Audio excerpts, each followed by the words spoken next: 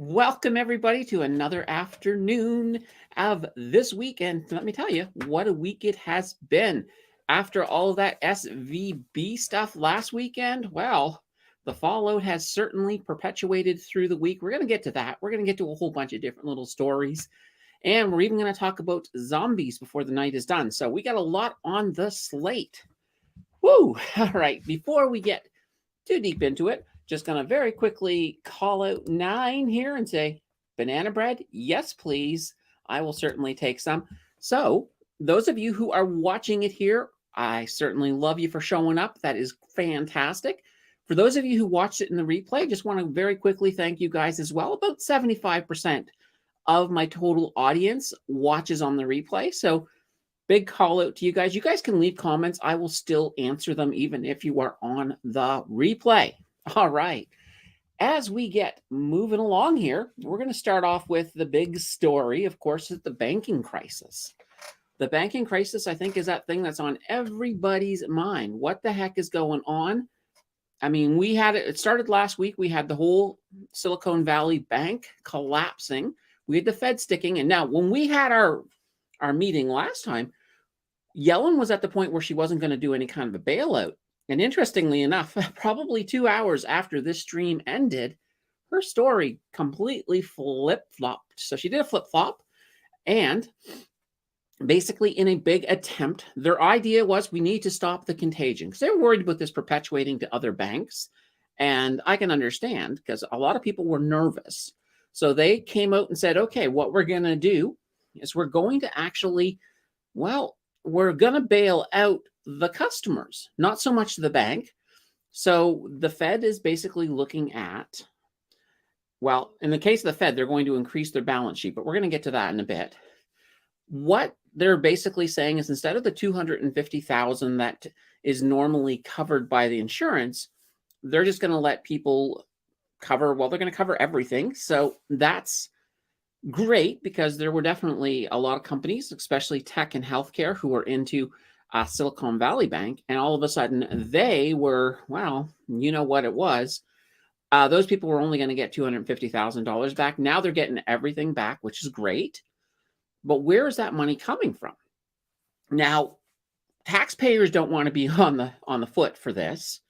So right now, it's basically, if you remember that balance sheet that the U.S. Fed holds, the one that they've been kind of shrinking as part of their fight against inflation, well, it's now growing. That's where this money is coming from. They're basically adding to their balance sheet, using that money to prop up all of these banks. So that's kind of interesting. Now, immediately, pretty much after, and this all happened right away after the show, another bank got in trouble, and that was Signature Bank in New York. Now, they are a bank that's very popular amongst crypto companies. But the Fed stepped in and they shut them down. So we had another bank. So it was already like the contagion was starting to happen. But now we're at that stage where it's not, well, it's hard to say what's going to happen, but the Fed is in there really strong. They're trying to keep people propped up. And we're running into a situation as well where banks are even propping up other banks. So we'll talk about that here in a moment. So here's an interesting thing.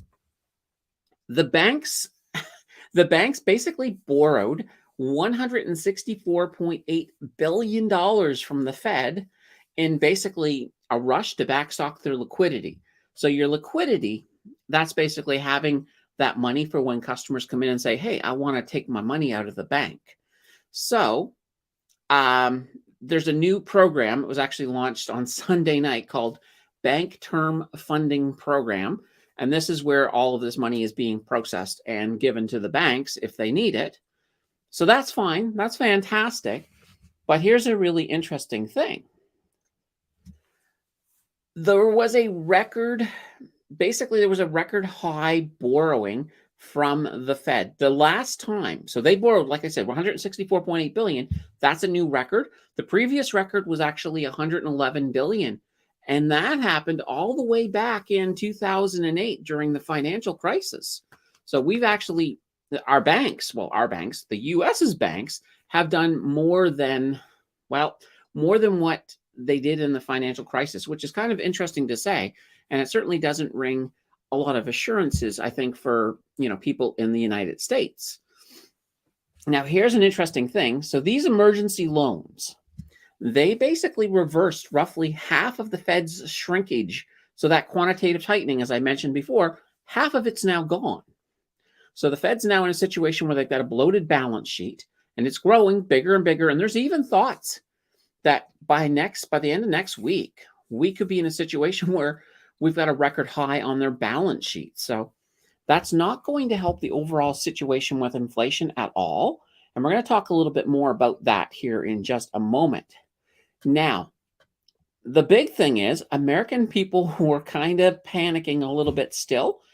So a lot of banks lost a lot of value on the stock market. The worst was First National Bank. So FRC is their ticker. They lost 61.83. So 61.83% of their value on their stock. The best was Bank of America. Bank of America, so BAC, they only lost 5.85%. So we got a whole lot of different things coming. I was going to say, we have a lot of variation on how much is lost, but obviously First Republic is in a little bit of trouble. Now, luckily, and I mentioned as well, banks are starting to prop up banks.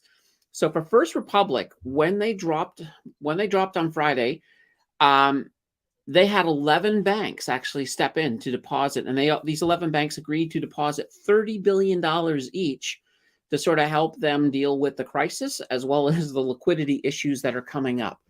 So they're going to be somebody to watch. So First Republic in the States, that's the next bank to watch. Now, here's an interesting thing, though. It has to be bad when banks are giving their competitors money, to help prop them up. So I think things are a little bit rougher than a lot of people realize in the United States. Now, before we get to the Canadian side of that banking equation, let me quickly just say hi to the people in chat. And Coin Collector says, like button crushed, my friend, and thank you so much for sharing. Awesome.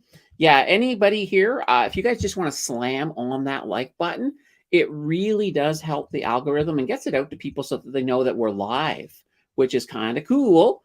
And Abelish says, I think let me put that up. I think if there's a crash in the U.S. banks, it will be the best opportunity to buy. Well, yeah, absolutely. Even right now in Canada, we've got an opportunity to buy. And as Nine said, TD is almost at a 52-week low. Absolutely. I think my average buy-in price for TD is like around $90 or something. And right now it's down in the 70s. So that's fantastic. And we got Hockey Nut comes in, says, howdy peeps. And Jill comes in, says, hoy banana bread crew. So that's kind of interesting. Jill was just mentioning to me as well that she thinks I should make a banana bread crew t-shirt. So maybe we'll put that together and see if we can pull up something. I think that would be kind of cool. All right. So on the Canadian side. So the Canadian side, we're actually in much better shape than the States. So there's a group in Canada. It's called the Office of the Superintendent of Financial Institutions. Normally, they just go by OSFI because their full name is a mouthful. They've actually have requested all of the Canadian banks to provide daily updates on their key financial measures because they want to ensure that the Canadian financial system stays stable in the wake, of course, of the whole SVB collapse. Now, here's the interesting thing, too. So in Canada, like in the US, you probably heard that there was money that wasn't insured. And well, Canada, we don't have that. So every single dollar up to that 100,000 is 100% insured. And that's by the CDIC, so the Canadian Deposit Insurance Corporation. And here's an interesting thing. Since that insurance has come into place, we've actually not had a single dollar ever lost in the Canadian banks.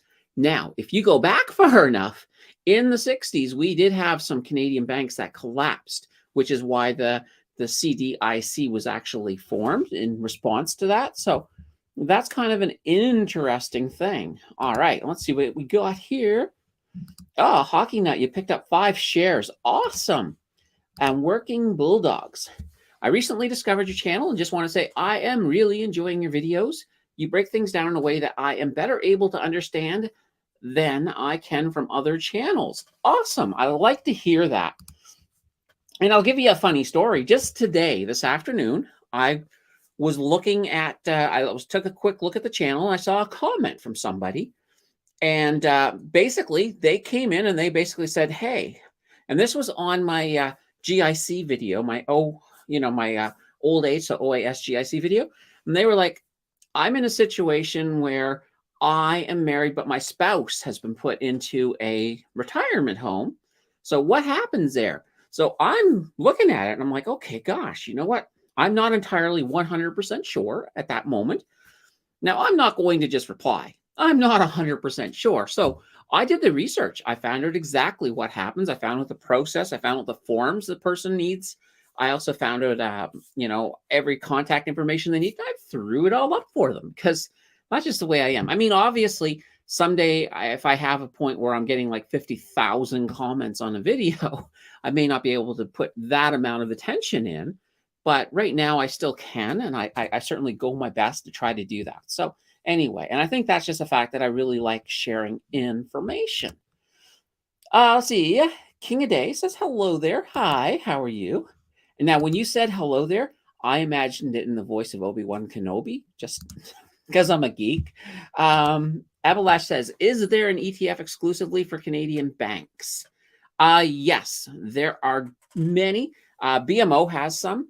There's also a split core as well, BK, that I like.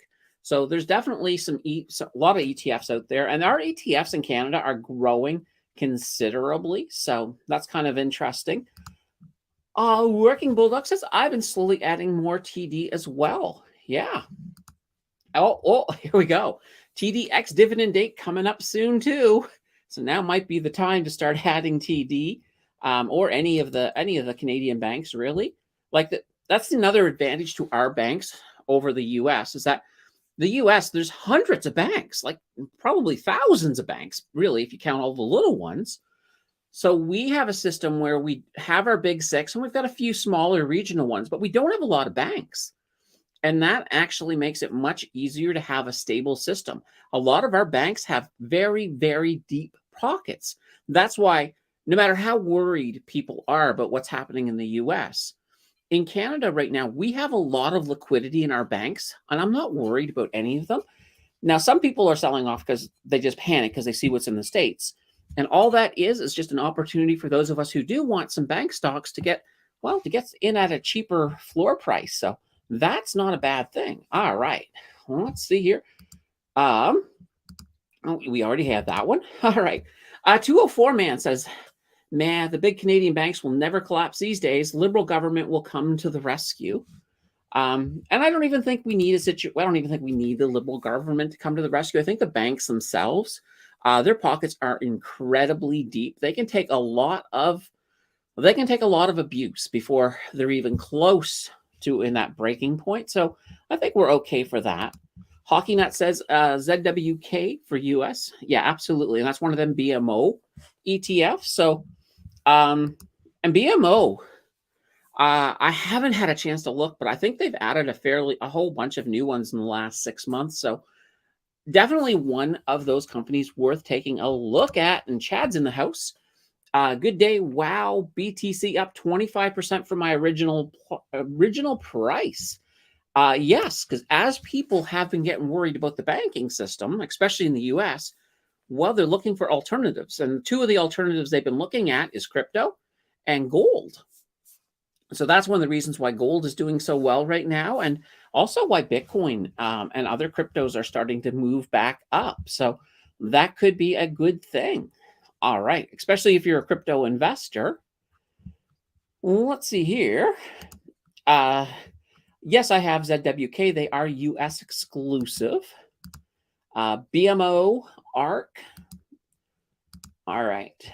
I was originally conflicted, by the way, RY and TD. I went with TD, and I am not looking back. So yeah, TD is good. Royal Bank also has some pretty deep pockets. Now, currently, I hold TD and National Bank. It's just National Bank is one of these banks, and I recently did a deep dive on them, but as other banks have been sort of faltering and falling, they've been falling too, but they've been falling a little less, not following, but falling a little less.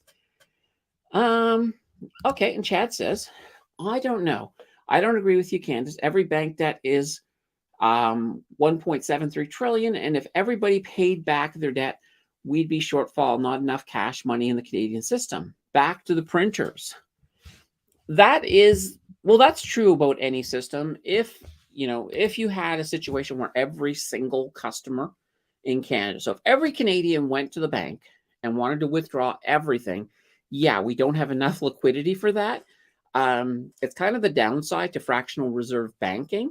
So yeah, in that situation, Chad, sure, there would be a lot of problems.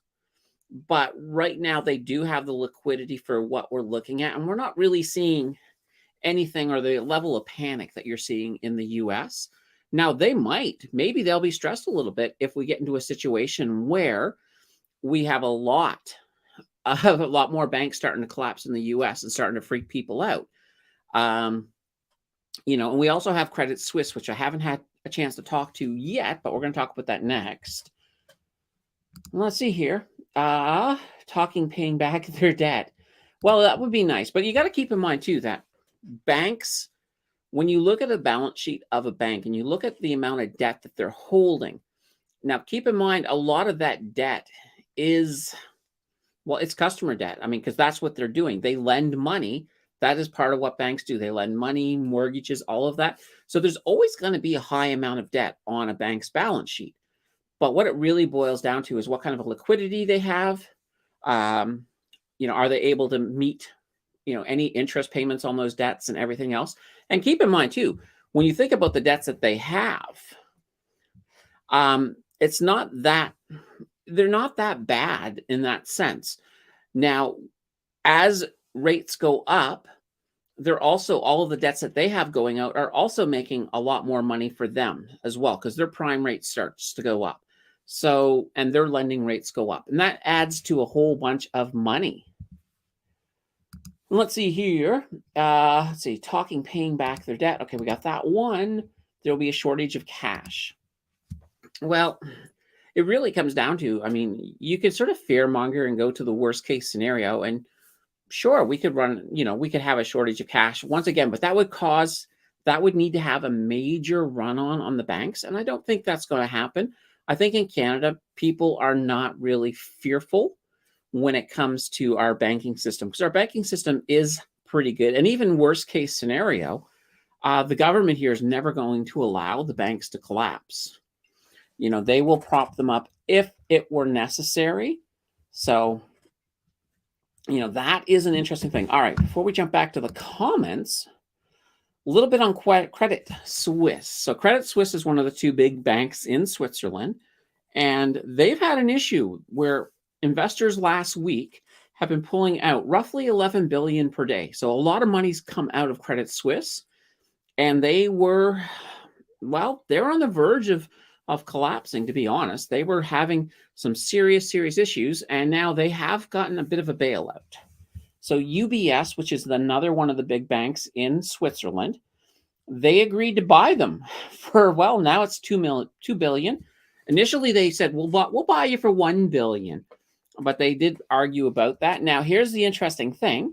Swiss authorities are actually looking to change some Swiss laws so that they can allow this purchase to happen without shareholder votes. Because normally you'd have to have shareholders vote on this type of an acquisition, but they're changing the laws, and that's just to make sure it goes through. But this is all still kind of breaking, and there's probably going to be more news coming out on Credit Suisse. So it's going to be really interesting to see how this all boils down. All right, and Chad came back in. I'm saying there's 1.73 trillion, and if everyone paid back debt, there's not enough cash to pay all their debt. There would be a shortage of cash. Okay, fair enough. I see what you're trying to say. Yeah, but you know what would happen? The government is famous for just printing cash, and they would certainly print more cash if we ran into a situation where there was absolutely no cash to be had.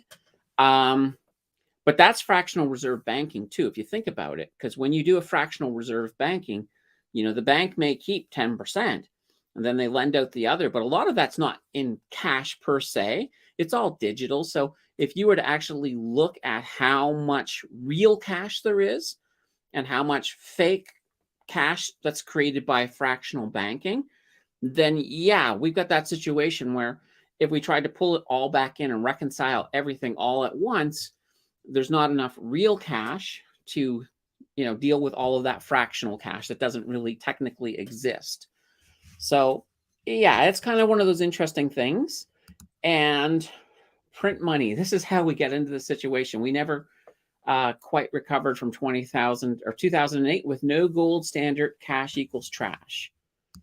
Yeah, I mean, that's the whole situation. And what is exactly the solution? That's a good question. I mean, we could move to something, we can move to another standard. For example, I know a lot of people say this is the time that we should use a crisis like this to move over to crypto, or, even come up with, we could even have like a stable, like a Bank of Canada stable coin or something. But I don't think we're running into that point right yet. I think Canada, we're fine. And we're watching what's happening in the US, and it's kind of got us a little bit spooked. And that makes it, it makes it more difficult, I think, than anything else. All right. And so this is how we get into this problem by printing with nothing backing. Now 1.1 million Canadian will lose their house this year. Well, it's hard to say if it's going to be that number, because here's the whole thing. I know a lot of banks are at a point where you have people with mortgages who can't actually pay the interest down. And a lot of banks have been letting people amortize even further out, so that way they're not even fully paying their interest. And that's kind of more of a temporary fix while we're trying to fix things up, because banks don't want to have to deal. If all the banks were to foreclose on everybody who's struggling, we would have, it would be chaos. It would be chaos for the banks. Hello, kitten. Say hi. This is the kitten, everybody. She came to say hello. Yeah, we would have a lot of issues that would be definitely coming from that. So, and here's this other interesting thing too. I was listening on BNN the other day, and they had one analyst on there that thinks because of all the liquidity and all of the concerns with banking, that we're going to start to look at the possibility of rate cuts sooner than later. Now, if we get rate cuts, that's going to start to help and take some of the pressure off of these mortgages. But I don't think the banks right now, I know a lot of banks do not want to be foreclosing. They will do whatever they can to work with people to push things out. And then once we do have some rate cuts, once we are on the other side of the cycle, hopefully that will bring things back into a little bit more focus, so that way that we won't have people in as dire needs as what they are right now. That's the hope. Now, will the banks mess that up? Will they completely screw everything up in the process? Who knows? That's always a possibility. Now, Avalash says, mortgage is more than 60 years. Yeah, absolutely. I mean, imagine if we get to a point where your mortgage is something that you would pass on to your kids, and then they would finish paying it off because it would be that long. I really don't want to see us get into a situation like that, but you don't know. Let's see, if banks allow that many foreclosures, they will likely also collapse. Yeah. I mean, the whole system can't survive that many foreclosures, and they're not going to let the system fall apart. The government will step in, whether it be the liberals or, maybe this all hits the fan and after the next election, in which case it'll probably be the conservatives at that point. Let's see. BTC, there will only be 21 million, ever made or changed. Only 2 million left in circulation, hence the price jump and the banks. Yeah, absolutely. We'll get to a point with BTC, with Bitcoin, where once most of it is mined, Satoshis themselves, so your individual little pieces will start to become a little bit more usable. So it'd be interesting to see, like, you could do a lot, I think, with Bitcoin, even having one Bitcoin as being a big unit. But let's say if you add a half a Bitcoin, you could put in another unit. You can give it a crazy name or something, just to make it a little bit easier for people to, deal with some of the numbers. Because when you start looking at everything being priced in Satoshis, you get some really big numbers in there. But you'll get to a point where one Satoshi will be worth a lot more than it is right now. That's for sure. But how long is that going to take? Who knows? We also have to get everybody on board. And, that's the situation. And here's the thing. Even number 9 saying government can ban crypto easily. And some governments have banned it and it's come back. What we need, though, is if we're going to move in that direction, is we need that regulation. And I know where it's supposed to be decentralized, people are thinking, well, we don't need regulation. We need to, we need to keep it separate. It's decentralized. That's the way we want it. But if you want the world to adopt it, there needs to be a certain amount of regulation. Otherwise, it's not going to get that adoptance that you want. Now, okay, Chad says gold, silver, BTC is only so much in the earth, hence its worth. Well, that's true, but as we get more and more into space exploration, we've got asteroids out there that have gold on them.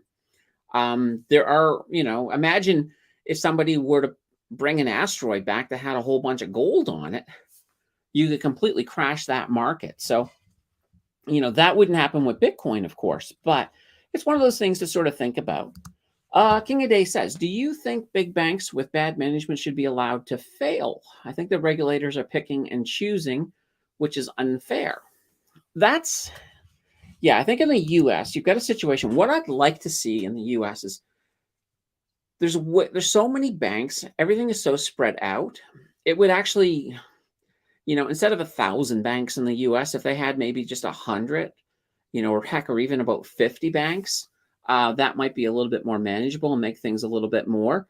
But I think at a point, if they're going to do the bailouts, I like that they're looking at bailing out customers and not the banks. If a bank is mismanaged and it's going under, then yeah, that bank probably shouldn't receive a bailout. The customers, you can bail out the customers, but don't bail out the management. Let the bank fail. Let the bank, go away. There's too many in the U.S. It's not like that in Canada. Canada's a different story, but once again, I'm not really super concerned about Canada right now. And Chad says, government step in, print more money, make more problems. Canada needs to go back to the gold standard, where there's actually backing behind the dollar. It'd be interesting to see. I think we've come so far that it would be really hard for a lot of countries to move back to the gold standard. Like, we probably should never have left the gold standard to begin with, but we're so far out now that we would have to sort of reconcile quite a bit to go back. And is that even possible? That would be a question that we would really need to look at before we even thought about doing it. And let's see here. Well, I'll get back to you in a second, Abalash. I missed you. Most people over 50 don't trust Bitcoin invisible money. Yeah, that's part of the whole adoption. But that's what regulation is for, right? Regulation would give people a little bit, knowing that the government is behind it and that there's rules, that would certainly give people a little bit more of an ability to get behind a new technology. But I do understand why a lot of older people don't trust it. I mean, my mom doesn't trust Bitcoin at all. And, she looks at it every so often and she's like, oh, yeah, that's going to zero. And it's like, no, it's not going to zero, but that's kind of her favorite words. All right, now, Abalash had said, don't forget U.S. confiscated gold from citizens when going off the gold standard. Yeah. Now, I don't know a ton about that, but I think I do recall hearing something of that nature. So it's one of the interesting things. Now, you can't really, at least with Bitcoin, it's hard to sort of step in and take it because, you'd have to have the keys, which makes it a little bit, I think, more secure. And let's see, 9 says, true, you can hide gold and silver yourself since it's physical. Yeah, you certainly can. But, that's the whole thing. If you start hoarding gold at your house, Don't let anybody know that you're hoarding gold at your house. That's what I would say. Let's see. Can't ban crypto. You're going to ban all computers, cell phones. Well, yeah, that's what I mean. So even when you think about China, China tried to ban crypto, and it's never really taken. What they can do is they can make it more difficult for people to transact, or for people to convert it from Bitcoin to to a fiat currency. So they can make it difficult, but they can't really ban it. But the thing is, we do want to move towards regulation, and we do want to move to a point where people can accept it right across the world, and then it can some of the uses of Bitcoin are great. Being able to transfer money super easy between countries is fantastic. I'm all for it, to be honest. I mean, I may not be invested in Bitcoin at the moment, but I would love to see adoption, and I certainly will get back in once we have some regulation. Let's see here. TD actually bought a bunch of smaller U.S. banks not too long ago. Yeah, and that's one of the things. TD has been looking to move into the U.S. a little bit. So hopefully they don't get hurt too badly if some of those smaller U.S. banks kind of crumble, if we get a full-on financial crisis down there. But the fact that the banks are helping each other down there, I think that's going to hopefully make it a little bit more stable until they can get things under control. And if things start really getting out of control as well, you've also got the U.S. Fed, who can sort of look at, well, let's cut some of these interest rates to try to, give a little bit, remove some of the pressure off the banks. That would be nice. Let's see. Credit is invisible. Mortgage is invisible. Financing is invisible. Y'all don't understand how it works. Yeah, I mean, that's the thing. Even today, most money is completely invisible if you think about it. How often do you even see a dollar bill? I don't see dollar bills almost never. I mean, I see a number in my bank. I buy something, I see a number on the credit card. So yeah, I mean, it is really invisible if you think about it. I mean, I take right now, there was a massive solar flare that happened like last week, and luckily it was the sun was pointed away from the earth. Otherwise that would have been a disaster here. But if that flare had hit the earth, we would have been looking at a lot of technology perhaps even going completely dark. And if that were to happen, like if all power were gone, and let's say it's gone for 6 months, well, I've no longer got any money. Technically, I don't have any debt either at that point. Because it would basically, everything would just be gone until they could get things back. And hopefully at that point, just the thought of how sorting things out, I think if a situation happened that we had a 6-month dark period, we'd have barbarians and things like that. I mean, I don't think society can handle 6 months of no power. So let's see here. And yeah, don't tell anyone about the precious metals you have, even family. Yes, especially family. Let's see. China banned the miners, not crypto, because it was sucking up hydro from coal, aka dirty crypto. And now they flipped their decision because they are loading and low birth rates, housing market empty. Yeah, China though they banned the miners. They've banned Bitcoin. They've had a lot of different bans. None of them really stuck. But yeah, I know the mining one was all about, they had rolling blackouts. And they were blaming Bitcoin mining on that. But, those miners have all moved. I mean, Canada is a great place if you want to be a miner, because we got a lot of natural renewable energy here, which is great. Haven't seen a dollar bill since the loonie. Okay, well, you know what I meant. Like physical, I wasn't really talking about a $1 bill. I was talking about any denomination dollar bill. I think the last time is I went and did some work for a woman maybe 3 years ago, and she, she asked me how much it was, and I said, I said it was $50, and she gave me a $50 bill, and I'm like, what? What is this? I was like, I have to actually go to a bank to deposit it? So it was just kind of funny. I have some Bitcoin at Wealthsimple. I believe Canada is better regulated. Would you recommend Cold Wallet or just leave it at Wealthsimple? Thanks. If you want it to be 100% safe, then Cold Wallet, absolutely get a hardware wallet, put it on that, and you don't have any issues at all. Now, with that being said, I don't think there's a big concern with Wealthsimple, but once again, even if I look at it this way, if the safety of your Bitcoin at Wealthsimple is 99.999% safe, but the wallet, the hardware wallet, is 100% safe, I would still go to the 100% because then you're going to be, you're just going to be fine. But now, here's that thing though. Now, if you had it at another place, any place that does, any kind of lending, now most of those places have all gone under.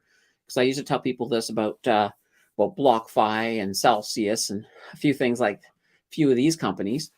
Then those are the dangerous ones. So it comes down to how much faith do you have in Wealthsimple? I mean, Wealthsimple is, I don't see them being in any danger at all. So I look at it this way. I mean, I've got all my investments there. I've got, about 80,000 worth of investments in Wealthsimple, and I'm not too concerned. Now, I do pay attention.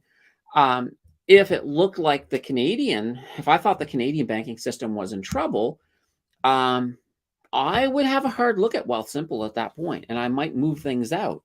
But I don't really think there's any kind of issues right now with Wealthsimple. They do seem to be.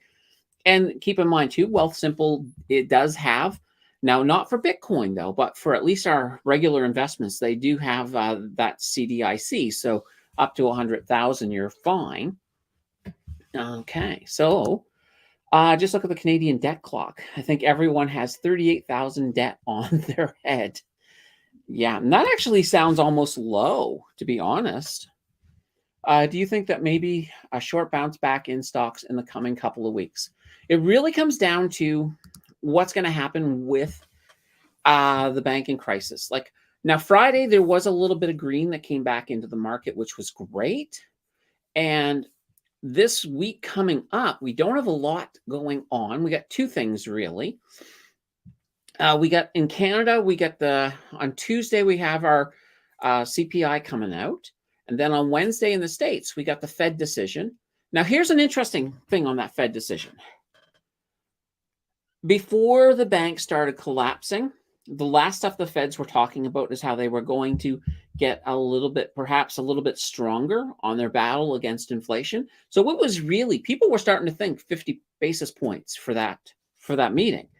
Now, because of the banks and, the whole issue with the banks began with these rate hikes causing the tech companies to have to pull more liquidity out of Silicon Valley Bank. So here's the interesting thing, though. With what's happening, we're now thinking that it's going to be a lot less. So it won't be a 50 basis points. Maybe it'll be a 25. And some people are even thinking they may just do a pause this time around. But now I was listening to somebody on, I think it was Yahoo Finance, and they were suggesting that they'll go with a 25 only because if they go with a pause, people might be like a little bit more worried about it. And they might be thinking, oh, there might still be an issue with the banking system. Maybe it'll cause some run-ons, but I don't know. I did like the reasoning. So I'm going to stick with, my guess is still going to be a 25 basis point rate hike. But I could absolutely be wrong on this because I'm kind of like, I'd say I'm 55% chance of it being 25, 45% chance of a pause. I don't think we're going to see a 50. So that's going to be really, really interesting. All right. And now the USA have nuclear miners. That'd be kind of cool. And why not? I mean, nuclear energy is pretty clean. It's just the rods that are perhaps not that cleaned. All right. And let's see. Saskatchewan has geothermal miners. Yeah, absolutely.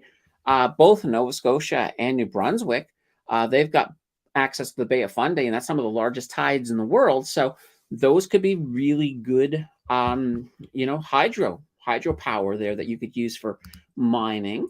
Manitoba is hydro water, and Quebec as well. You can't do that through Wealthsimple. You would have to pay your gas fees and transfer it to another platform. Okay. I'm not sure which you're talking about, but that would be Ethereum. I think Ethereum. All right. Let me take a look here. Do you think EQ Bank is safe? Yes.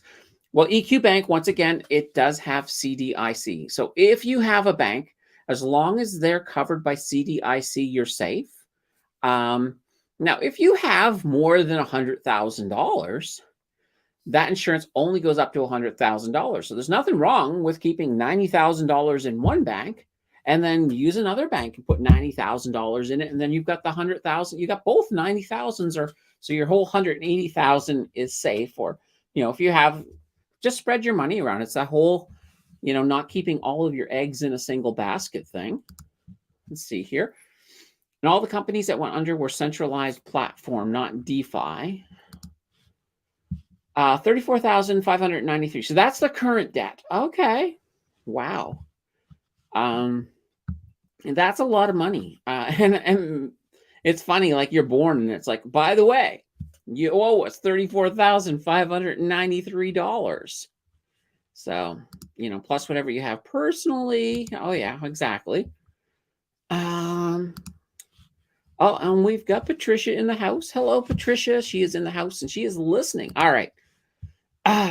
Interesting little story. We got a lot. I got more stories. So we've kind of got off track a little bit, but let me throw two quick stories at you. Mortgage debt. So in Canada, the current mortgage debt is, it's up to 29%.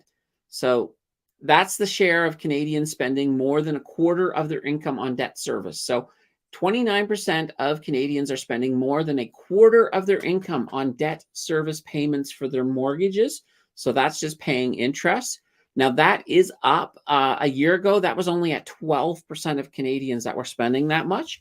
So it just goes to show that Canadians are paying a lot more for mortgage right now. Now, a positive little story is Alimentation Couche-Tard. They're buying 2,193 service stations across Belgium, Germany, and the Netherlands, as well as Luxembourg, that little country there. And they're buying those from a French energy company called Total Energies, and this is going to cost 3.1 billion pounds. So that's probably closer to, I'm not sure what the conversion rate right now between a pound and a dollar is, but it's more than one. So, and here's another thing. ECB had their rate hike this week. So ECB, that's the European Central Bank, they did raise their rates by 50 basis points. And they said that if banks run into a situation where liquidity becomes an issue, they're going to help with that. So they're kind of prop up banks at the same time if needed. Currently in Europe, the inflation rate is about 8.5%. So now, mind you, if you look at Argentina, if you think 8.5% is big, Argentina currently has an inflation rate of 102.5%. And it's really interesting. Over the last 3 years, the amount of cash in circulation, so the money in circulation, it's more than quadrupled. So that's kind of huge. That's just amazing. All right, let's see. Let's get back to a couple comments. Yeah, there's also provincial debt. Absolutely. Hola, and what zombies? Oh, yeah, I got a story on zombies. Don't worry, Tim. It's coming. It's coming. Vic says, hola, Vic. Let's see, picked up a VDY, 500 shares. Nice. Alimentation Couche-Tard is growing. Yes, they are. They're doing fantastic, actually. They're one of these companies that if you're looking for a recession-proof company, this is one of them. So that plus the railroads. I love my railroads. Chad says, and the transfer out was to a hard wallet where you have to transfer to another platform or transfer to a cold wallet, but you lose gas fees because you have to transfer it. Okay. 3.3 USD. Okay, and that is what, 3.3 USD per pound? Wow, that's a good amount. I did not realize it was quite that big. All right. As we catch up a little bit. So oil. This week, oil fell more than it has in a long time. It was actually down to $67.61 a barrel. And a lot of this is that has been a surplus of oil because demand has not been great with that winter that we had, the winter that wasn't really that bad. Now, with China reopening this year, they are thinking that we're going to start to see a little bit of a more demand for oil in the second half of the year. So we'll have to see. I'll believe it when I see it, because right now oil's been kind of behaving like it's in a recession already. So that's kind of interesting if you think about it. Funny little story here. Alberta Calling is a program that Alberta had to try to lure people to Alberta. So right now, Alberta has 100,000 worker shortage, and they're back at it again. This time they're targeting Atlantic Canada with billboards and ads to try to lure workers to Alberta. So, if you're looking for a job, a higher paying job, and you think Alberta's a place to go, this might be the time for you. And we got one last story before we get to the zombie story. CP Rail, they have done it. So they finally got the regulatory approval for their acquisition of Kansas City Southern. Now, that was a $27 billion purchase, but this makes CP Rail the only railroad that goes from Canada to the U.S. and into Mexico. So that's setting them up for a pretty rosy future. And of course, their stock is up a little bit this week, and so is CN. So that is kind of fantastic. All right, we'll check with the chat, and then we will talk about the zombie story, because I know Tim wants to know. All right, $3.3 billion for the gas station purchase. All right, thinking about a large HMAX buy, but scared of capital erosion. Yeah. Well, with the capital erosion, as long as you're putting that, at least when it comes to return of capital, if you have that in your TFSA, you're fine. But I think we're at a point, too, where a lot of the prices are really, really low, and that may help you out a little bit when it comes with that. All right. Oh, large purchase. Yeah, absolutely. Now, I do have some in my, actually my RRSP.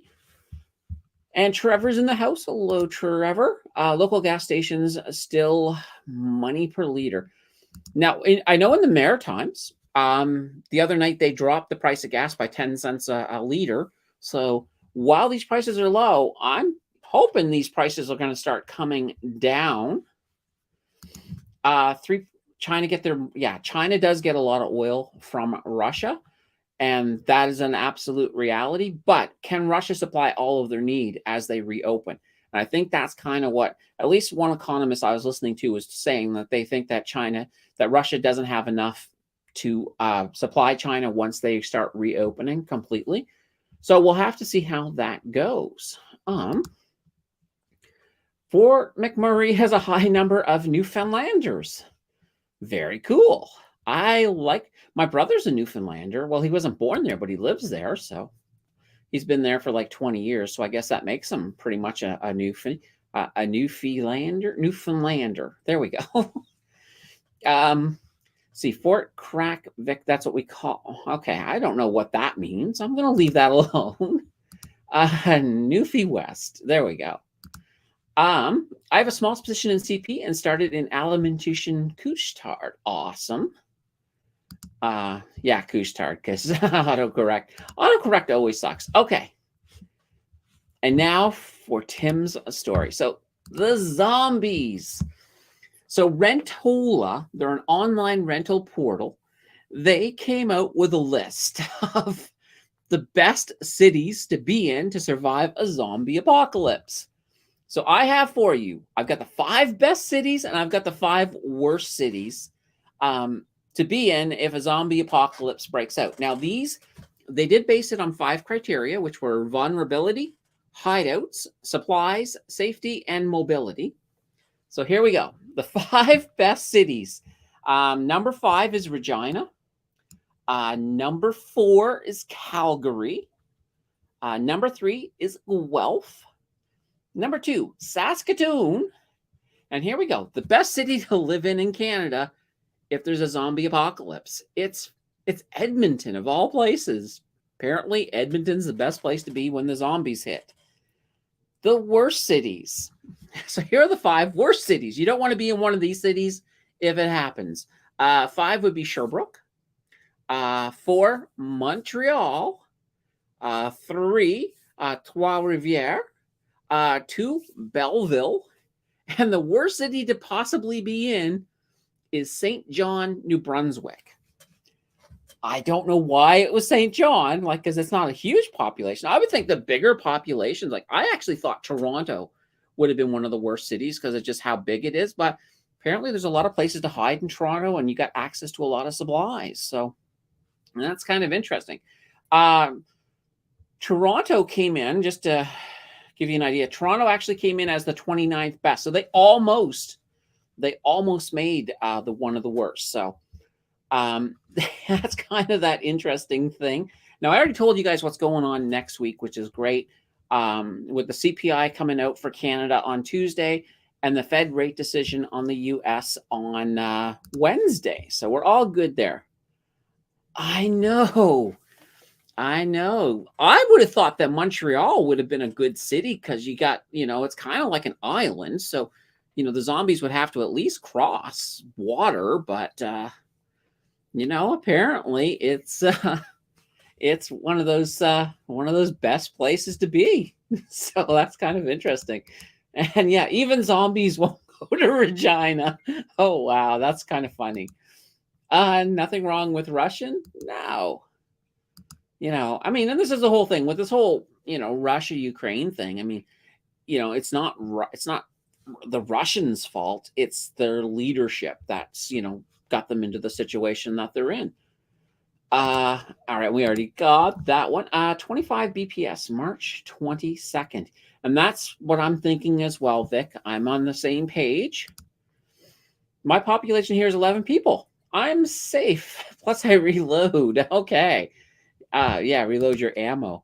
Yeah, and I think they were only talking about cities. I think outside of a city, any place rural that's defendable is probably a good place to be if there were a zombie apocalypse. Oh dear, that's kind of funny that Rentola, which is a renters magazine, would come out with that. But I saw it and I'm like, we gotta look at this. We gotta look at it. It's kind of funny. So, and that we're gonna do.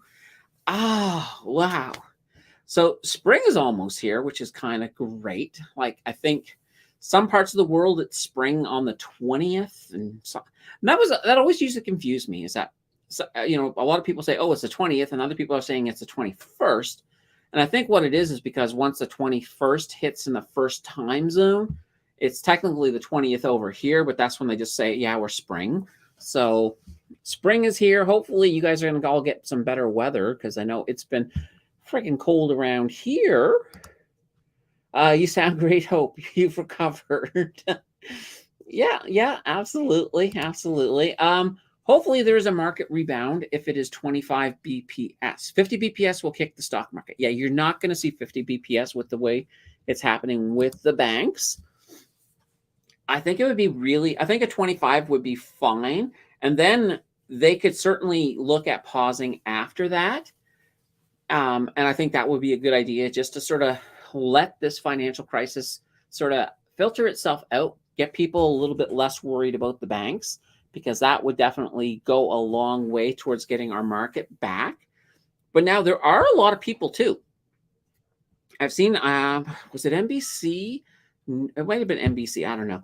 But I was looking at some news articles the other day, and there was a few people that were actually saying that we're calling for, not for Powell to be fired, Vic. They're saying that they are thinking that the bottom that people have been expecting, that the financial crisis that we're having right now is what's going to take us into that bottom. And, and then we bottomed, then we can start looking at recovery after that. So it'll be interesting to see how that's going to look. And, oh, Chad, you're very close to Regina. There we go. So it's kind of interesting. Like, if I had to move anywhere that's kind of remote, I don't know where I would go. it's kind of interesting. Saskatoon would be kind of interesting, I think, only because then I could see the Northern Lights, because I have never seen the Northern Lights, and I've always wanted to see them, but I've never been able to.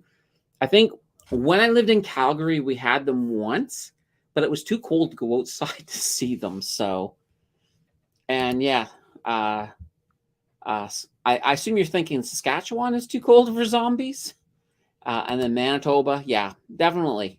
The prairies can get themselves pretty darn cold, but it really comes down to, I mean, what happens to a zombie? Like, if you ever watch all these zombie shows, what happens to a zombie in winter? Like, if you're in a place that's cold, do they hibernate perhaps, or just freeze to something, and then thaw out and start eating brains again in the spring? I don't know. I'm not really super up on vampire on zombie physiology, but it'd be kind of interesting to know. And this is a good point, Chad. You can still buy a house for 40K in Saskatchewan, and as high as 3.3 million. That's a lot to pay for a house. Let's see. Scott and Candace both lived in YYC. YYC, that's Vancouver, isn't it, Vic? I think. No, I spent about 5 years in Vancouver. I liked, actually, I was living in Vancouver during the Winter Olympics. So that was kind of neat. Like, and I was also living downtown. So it's like, I knew anytime Team Canada scored a goal in the Olympics, the entire downtown core would erupt in noise. So it's like, I didn't even need the TV on. I could just listen. And every time it erupted, it's like, yeah, Canada scored again. So that's kind of cool. Let's see here. Doesn't government give away free houses in Saskatchewan to lure people? No, I don't think they give away free houses, but I know that if you want to move to like the Northwest Territories, you can get extra money for living really far up north. I don't know how much it works out to, but I've heard that, and maybe that doesn't even exist anymore, but it's some kind of a northern thing. I imagine you could probably get a house pretty cheap if you were to move up to like up to the Northwest Territories. I mean, I would be okay, I think, as long as I had reliable heat, and I still worked at home and didn't have to leave the house. So that's kind of the neat thing. Cold separates the men from the boys. It may do that. It may do that. It's actually funny. The coldest I've ever been out was in Calgary. And it was like around -40, and the wind chill was close to -50. Now, I wrapped myself up like I was, pretty much like I was mummifying myself. And I went out in it. I was perfectly fine. But I did get a little tiny bit of frostbite on a little piece of my nose because one of my scarves left this tiny little piece of exposed flesh, and that's where it got me.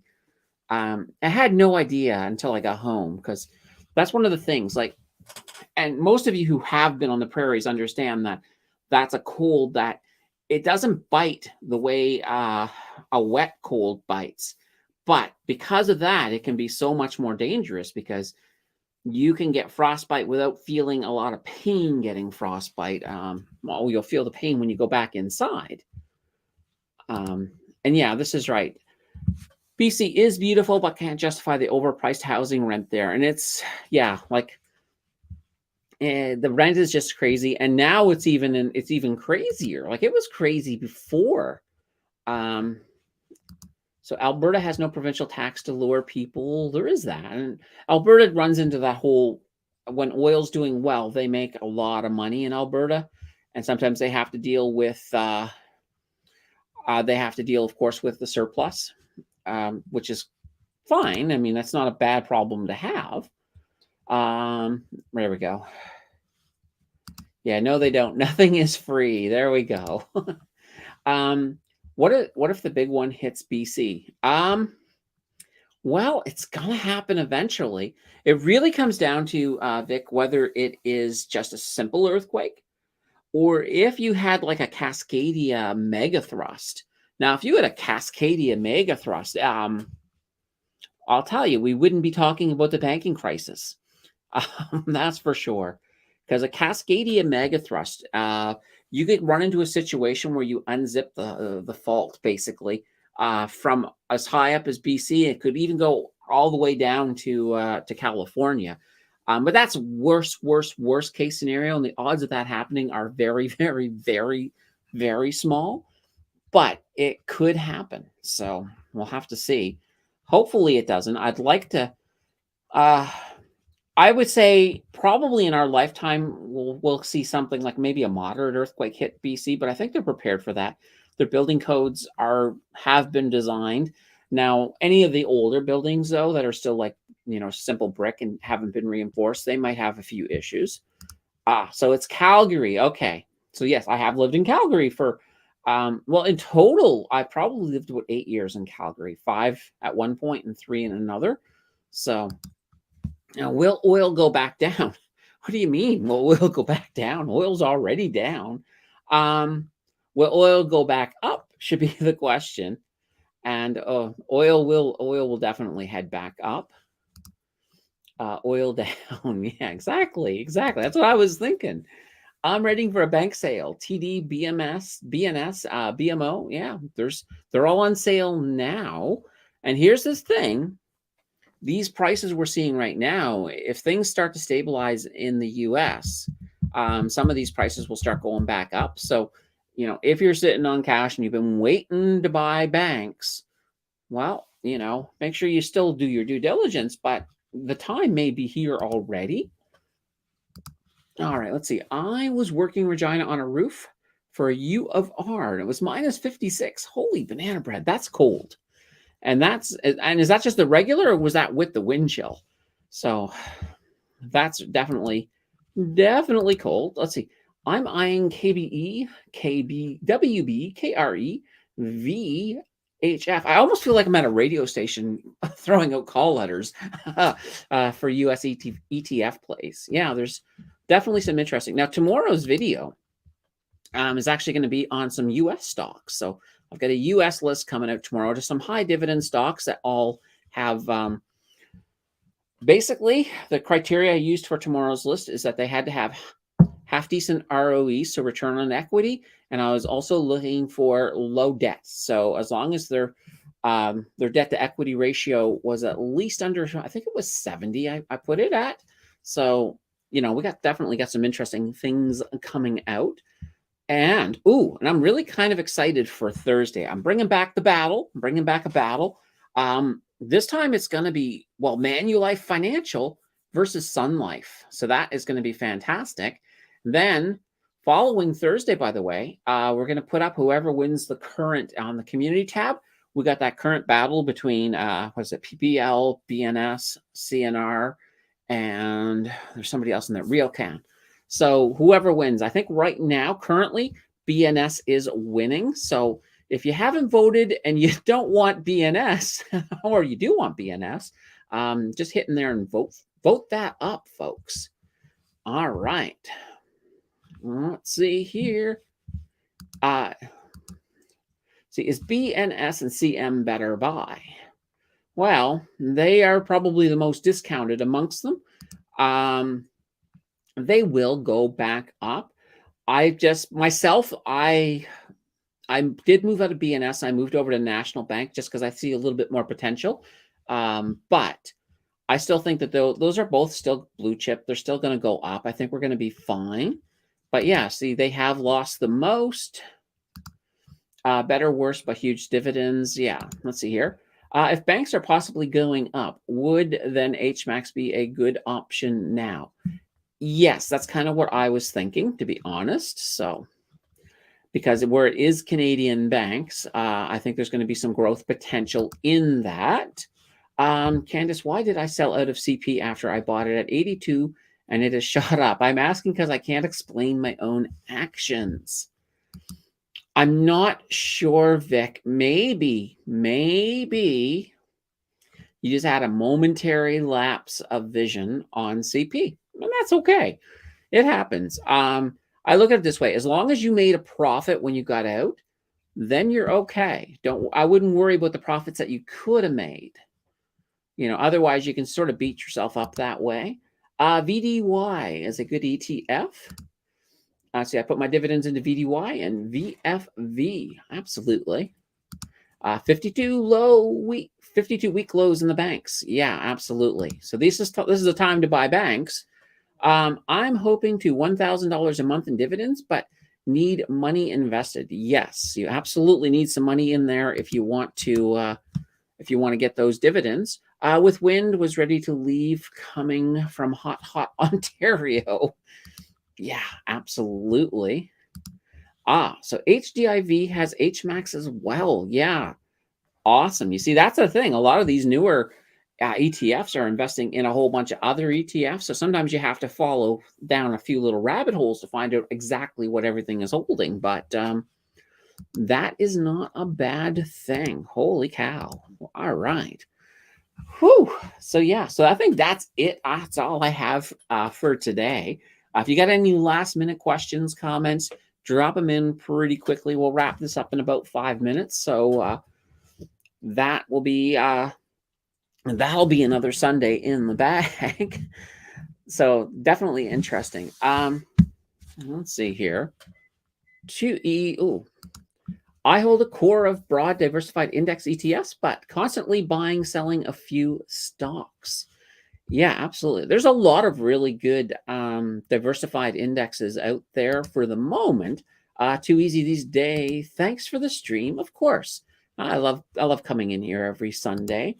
Just because I can shouldn't mean I should. That makes sense.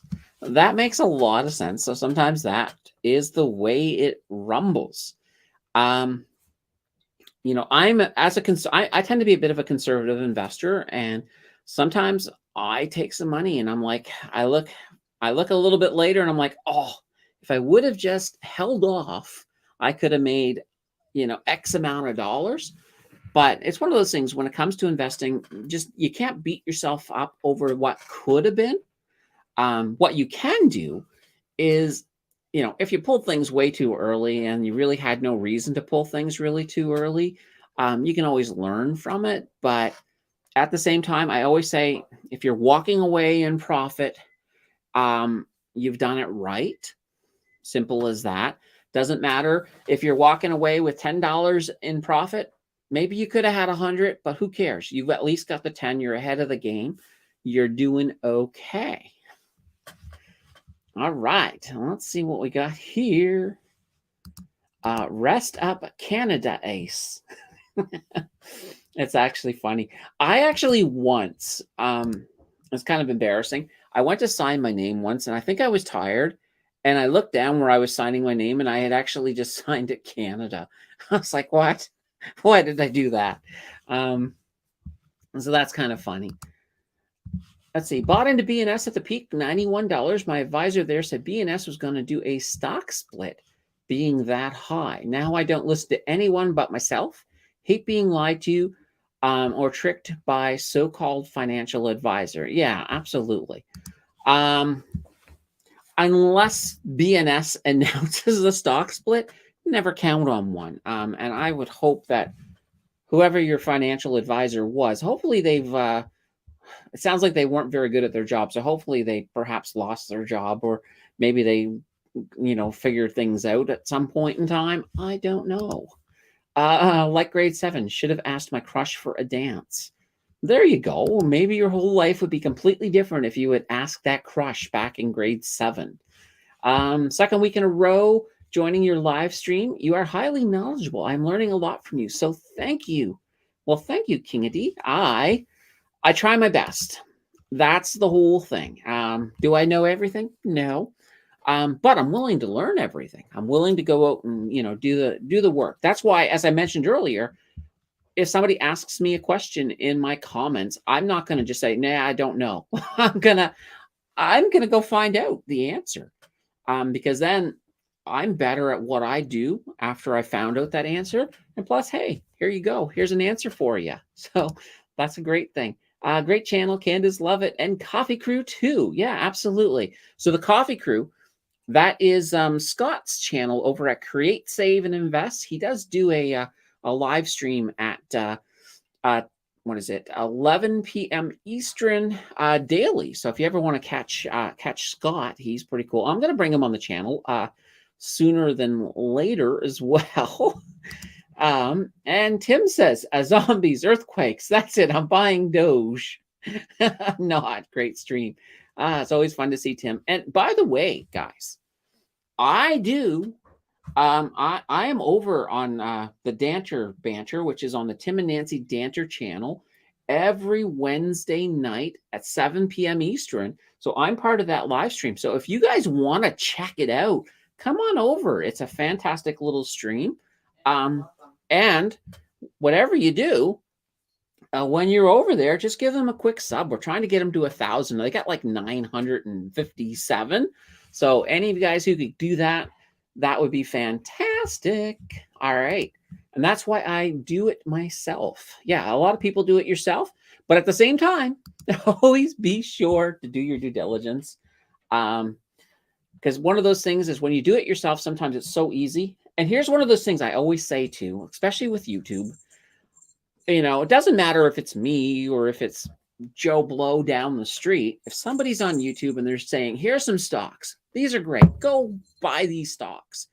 Don't do it. Do your own diligence, do your due diligence, you know, do some research.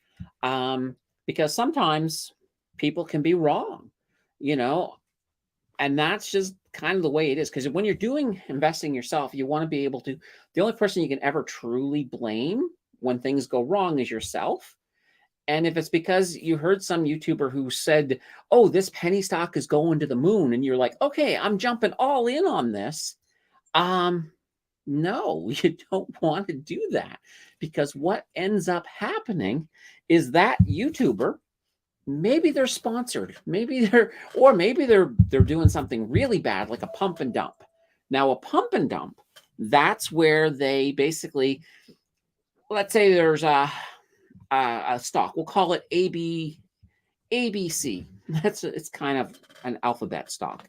So what happens is that YouTuber goes out and they buy a whole bunch of ABC, and they say, hey guys, this stock is starting to really make some motion.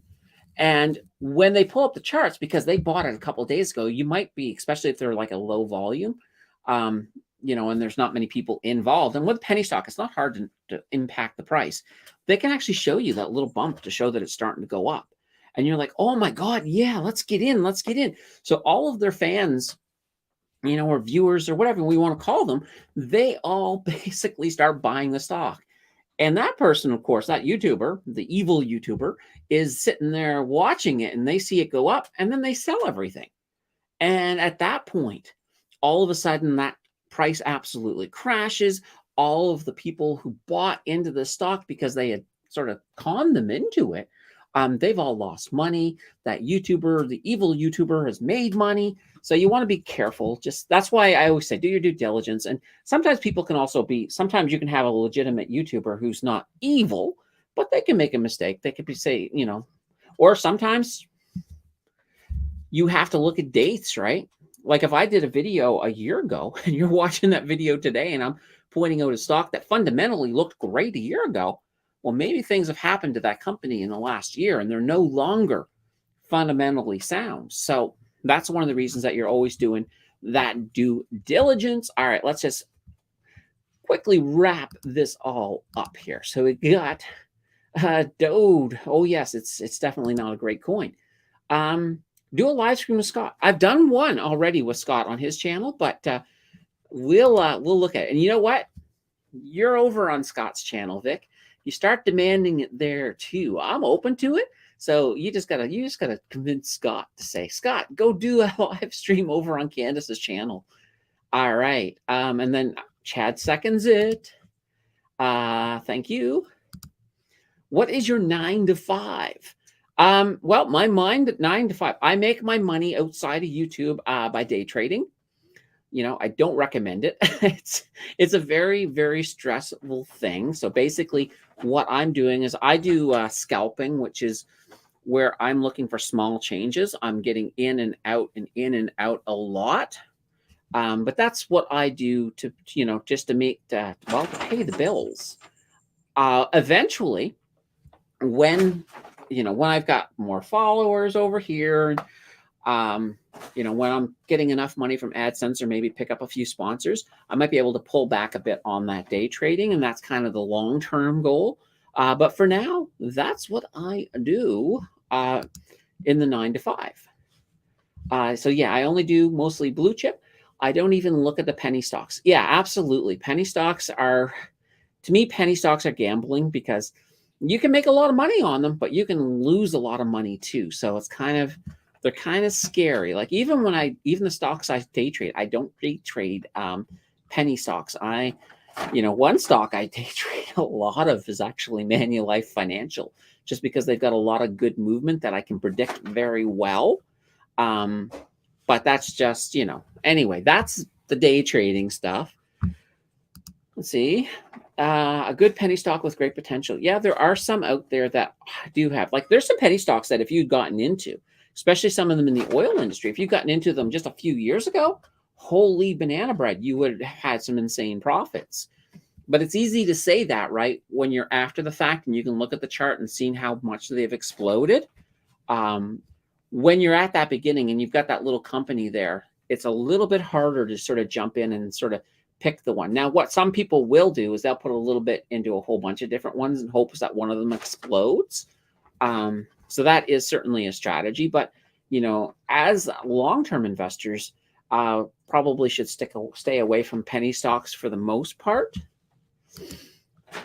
Let's see. Don't buy crypto on the weekends or near the end of the month because of calls. Put options expire. Yeah, exactly. So that's one of those things. Wayne Smith says, Candace, do you use VWAP day trading? I also use Hike and Ash 5-minute charts. So I work mostly off of I actually work off of a 30-minute chart. I've got my boundaries, and I kind of create patterns using some TA that I play with, and then, oh gosh, that, by the way, is the cat. The cat is playing with a toy. All right, let's see. Working Bulldogs. I got in on ATC or ACT. Nice Bulldog, me too, and CMC. All right. Okay, guys, we've gone 17 minutes longer than I normally go, but that's fine. This has been a fantastic chat. You guys have been awesome. We'll be back here again next week. And also keep in mind, we're going to do a bonus one when I hit 2,000 subs. So I think we're at 1,601 or 1,602 or something like that right now. What we're probably going to do, unless somebody comes up with a better idea, is I'm thinking we'll come up with 10. So we'll come up with 10 finance questions. And before each finance questions, we'll do the hot ones thing. So each we'll do, I don't know, we probably won't do wings, but we'll probably do like meatballs. And we'll dip a meatball in each of the hot sauces as we go up. Not looking forward to the top end of that chart, but it'll be funny after I try a meatball with the bomb on it, and then try to answer a finance question, plus talk to you guys in chat at the same time. Oh, it could be a lot of fun. It could be an insane amount of fun, that's for sure. And you guys will probably get to see me sweat on the top part of that chart. So that's what we're looking at, unless somebody comes up with a better idea. And even if somebody did come up with a better idea, it just means that we would still do that one at one point. But right now, I think that one would be a lot of fun. So, I'll give you guys plenty of time to come up with ideas. And if we come up with multiple ideas, then we'll do what we always do. We'll just vote on them. And that will be kind of cool. So anyway, sorry, kitten. I was just looking to see what the kitten was doing. Fantastic stream. You guys have been awesome. We will be back here again next week. We'll do it all over again. And until then, take care. And hey, enjoy those sales while they last, as I learn how to talk. All right. Take care, everybody. See you next